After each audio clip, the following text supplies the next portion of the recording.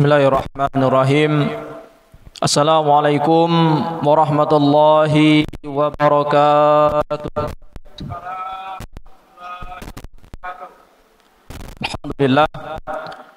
Alhamdulillahi rabbil alamin. Wabihi nasta'in wa ala umurid dunya waddin. Wassalatu wassalamu ala sayyidina wa habibina Muhammadin wa ala alihi wa ashabihi ajma'in, amma ba'du. Faqala Allah Ta'ala fi kitabihil karim, a'udzu billahi minasy syaithanir rajim. Bismillahirrahmanirrahim. Ya ayyuhalladzina amanu kutiba alaikumus shiyam kama kutiba alal ladzina min qablikum la'allakum tattaqun. Shadaqallahul azim, shadaqallahu maulanal karim. Masyaallah muslimin, bapak-bapak, ibu-ibu sekalian, jamaah salat Isya yang insyaallah nanti akan kita lanjutkan dengan salat tarawih secara berjamaah yang insyaallah selalu dirahmati oleh Allah Subhanahu wa taala. Amin ya rabbal alamin. Alhamdulillah bapak ibu sekalian, dengan atau tanpa kita sadari, kita sekarang telah memasuki 10 kedua dari bulan Ramadan, ya. Jadi dalam menghadapi perihal waktu yang berlalu ini, jadi mungkin di kalangan sebagian di antara kita bisa kita kategorikan dalam dua golongan. Yang pertama, golongan pertama ini ialah golongan orang-orang yang hati-hati dengan waktu yang telah ia jalani. Maksudnya bagaimana? Jadi golongan pertama ini ialah mereka yang selalu ingat dengan waktu yang dijalaninya. Ia yang selalu memikirkan tentang hari demi hari Ramadan yang dilaluinya. Sehingga apa? Sehingga dengan kehati-hatiannya tersebut, dengan rasa ingatnya tersebut, ia bisa meningkatkan lagi dan lagi kualitas dan kuantitas amal ibadahnya di bulan Ramadan. Nah, itu termasuk golongan pertama orang-orang tadi, orang-orang yang ada dalam menghadapi atau menjalani proses bulan Ramadan. Kemudian golongan yang kedua ialah golongan orang-orang yang hanyut begitu saja oleh waktu. Atau bisa jadi juga orang-orang yang lalai, yang hanyut dengan aktivitasnya seperti sebagaimana biasa. Yang mana di golongan kedua ini sering kita jumpai atau sering kita alami dengan orang-orang yang seperti ini. Kalau bahasa kita tuh, tahu-tahu udah hari ke-11 bae. Ya. Tahu-tahu udah malam ke-12 bae tarawih itu nih. Jadi golongan orang kedua ini terkadang tanpa disadari waktu berlalu begitu saja. Nah, belum lagi dengan kesibukan-kesibukan lainnya. Yang ibu-ibu mungkin nanti mulai pertengahan bulan Ramadan mulai sibuk. Apa nyiapin kue lebaran lah, penyari baju rayo lah. Bapak pun sama. Nah, jadi apa peringatan sebagai kita yang ada di sini? Peringatan kepada kita tersebut agar apa? Agar kita menjadi ke dalam golongan orang yang pertama tadi. Orang yang selalu hati-hati, orang yang selalu ingat dengan setiap perputaran waktu, setiap hari yang kita jalani. Bapak Ibu dirahmati oleh Allah Subhanahu wa taala. Mungkin sejak awal Ramadan kemarin, sejak awal malam kita tarawih kemarin telah banyak disampaikan kepada kita. Banyak sekali diberikan nasihat-nasihat keagamaan kepada kita. Banyak juga bagaimana mengutamakan atau mengoptimalkan Ramadan ini untuk berpuasa pada siang harinya atau meningkatkan kualitas amal ibadah seperti qiyamul lail pada malam harinya.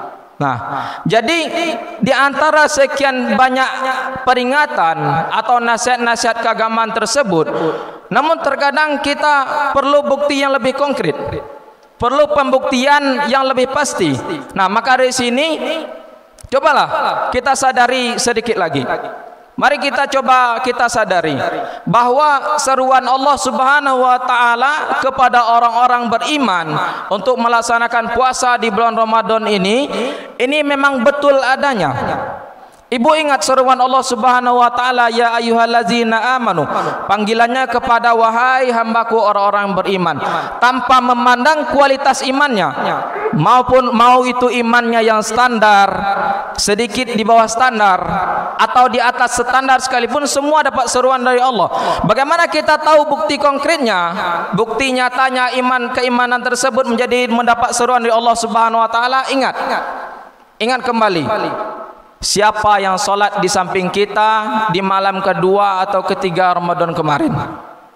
Ingat lagi, siapa teman kita yang duduk di masjid di awal-awal Ramadan kemarin? Nah, dari situ kita bisa menilai bahwa seruan Allah Subhanahu wa taala kepada orang-orang beriman tadi tidak hanya terkhusus kepada kita yang mungkin bertahan sampai sekarang atau meniatkan untuk bertahan sampai akhir kelak, namun juga berdampak atau terpanggil kepada orang-orang yang semangat di awal namun gugur di tengah jalan. Bapak Ibu dirahmati oleh Allah Subhanahu wa taala, maka dari itu keuntungan kita sebagai hamba Allah Subhanahu wa taala, sebagai insan manusia hamba Allah Subhanahu wa taala, kita memiliki kunci, yaitu keimanan tadi, ya. Yang mana dengan keimanan tersebut, kualitas keimanan kita jika itu turun bisa kita naikkan. Ketika iman kita tuh naik, lalu terasa sedang naik-naiknya, manfaatkanlah untuk terus beribadah, untuk semaksimal mungkin meningkatkan kualitasnya atau kuantitasnya. Mungkin sebelumnya hanya sholat wajib, dilengkapi dengan rawatibnya. Mungkin sebelumnya hanya sholat tarawih, dilengkapi dengan tahajudnya, dan lain amal ibadah sebagainya.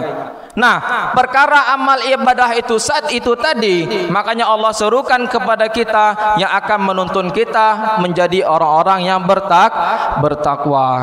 Bapak Ibu dirahmati oleh Allah Subhanahu wa taala. Nah, kenapa Allah menuntun kita dari sekian banyak ibadah untuk menjadi muttaqin, menjadi orang-orang bertakwa tadi? Jadi Allah Subhanahu wa taala menginginkan kita sebagai hambanya, hamba yang disayanginya, menjadi insan yang bertakwa di sini, yakni meningkatkan kualitas penjagaannya dalam hal mengerjakan perintahnya atau menjauhi larangan dari Allah Subhanahu wa taala. Yang mana perintahnya yang kita kerjakan atau perkara amal ibadah yang kita kerjakan itu nanti akan menjadi bekal kita di yaumil akhirat, Bapak Ibu sekalian.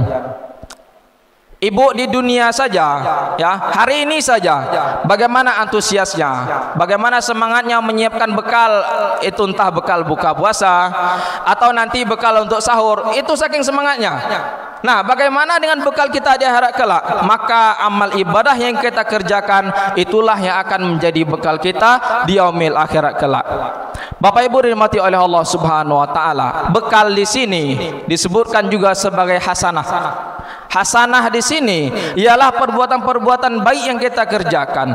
Yang mana jika perbuatan baik itu dikerjakan, kata Allah, man jaa bil hasanati falahu asyru min amsalihha. Satu hasanah, satu kebaikan yang kita kerjakan tadi, maka Allah akan balas dengan asyru amsalihha, 10, dilipat gandakan 10 oleh Allah Subhanahu wa taala. Nah, mumpung kita di bulan Ramadan, Allah justru melimpahkan rahmat dan berkahnya di bulan ini, maka bisa jadi Allah lipat gandakan lagi. Tidak hanya 10, bisa jadi 100 dan seterusnya. Nah, maka itu Bapak Ibu sekalian, perlu kita tanami lagi, perlu kita ingatkan diri kita lagi. Mungkin di awal-awal kemarin kita sangat semangat menjalani bulan Ramadan ini. Kita sangat semangat menentukan target-target. Mungkin banyak yang bilang tahun ini tarawihnya harus full, khatam tadarusnya, baca Qur'annya, atau rutin sholat malamnya. Tapi pasti pertengahan mulai kendor, imannya mulai turun dari standar. Nah, maka dengan adanya ini, dengan adanya semangat kita tahu bahwa yang kita kerjakan akan menjadi hasanah, menjadi bekal kita untuk akhirat kelak, yang mana dalam perantaranya Allah perintahkan kepada kita, maka hal itu bisa meningkatkan keimanan hingga kualitas ibadah kita meningkat di hadapan Allah Subhanahu wa taala. Bapak Ibu dirahmati oleh Allah Subhanahu wa taala, cukuplah itu tadi.